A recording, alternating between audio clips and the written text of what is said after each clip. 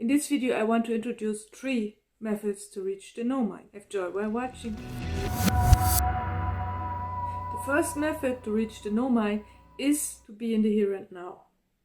Just to be. The very first time I was reading about this method from Eckhart Tolle, he is, I think, maybe explaining it the best way. But you can also find about the here and now from many authors, because it's an official method to reach the no mind.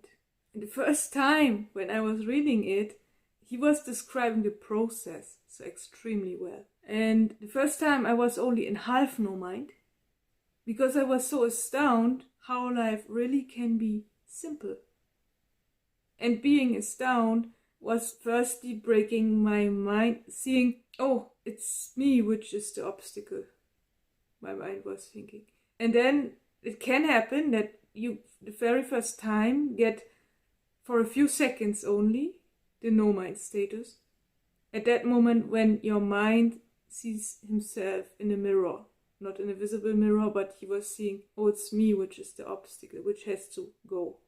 And then later you read and read, it will not happen again maybe with the mirror, because then you have to do these meditations which are about to reach the here and now. Because only reading will cause the opposite and entangle the mind, because reading is only food for the mind, which is first of all good to know about the here and now, to know about the meditation methods, to know all these things. But at the end you have to do it.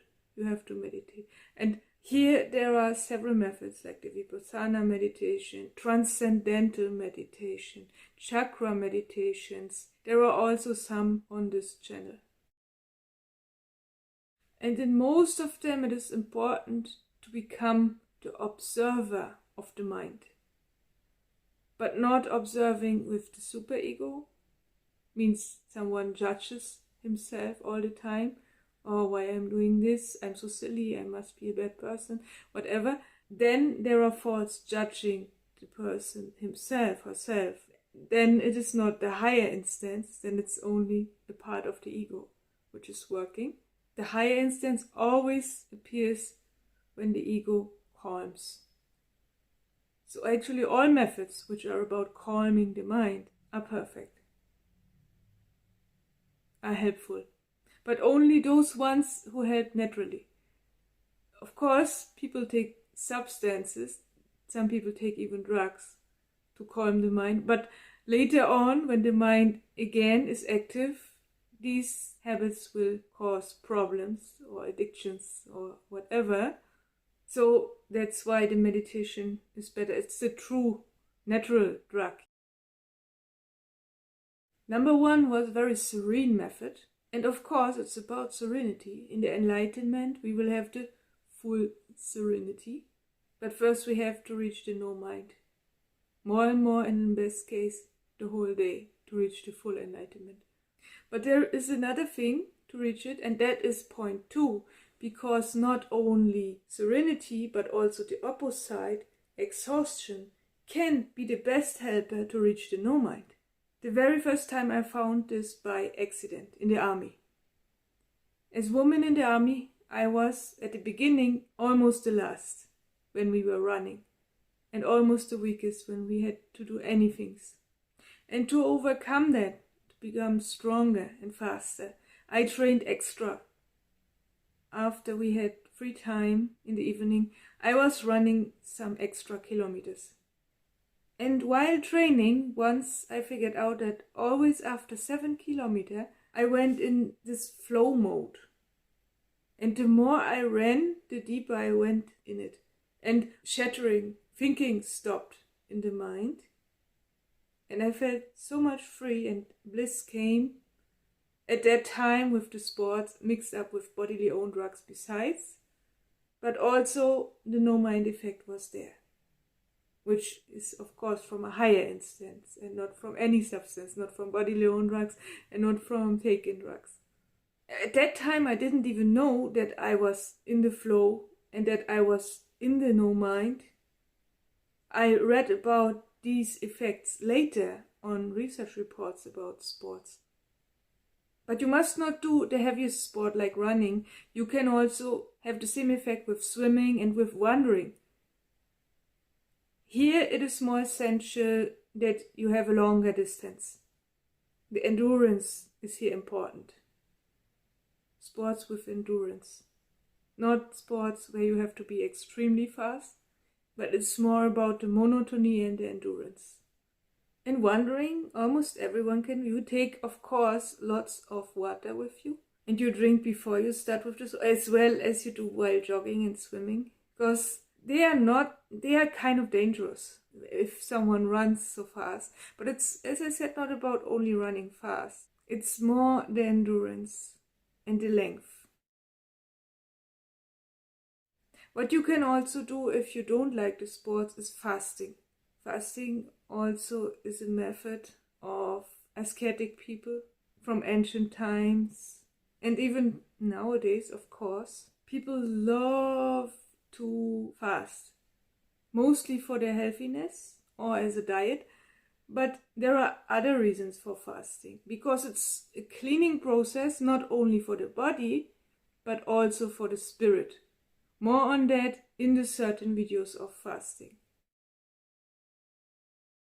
Let's come to the third no mind method, and this is something for everyone.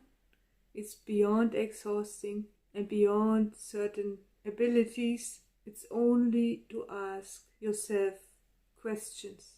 It sounds so easy, and it is. The higher truths are normally always the simplest things. And I came to the big questions, I think 1 or 2 years after the army. Automatically in a second chance education program, I was suddenly bored. I was asking myself why I am doing all the crap here. There is no joy, and I don't even know if I want to go to university afterwards. So I saw no purpose anymore. And that is a big chance.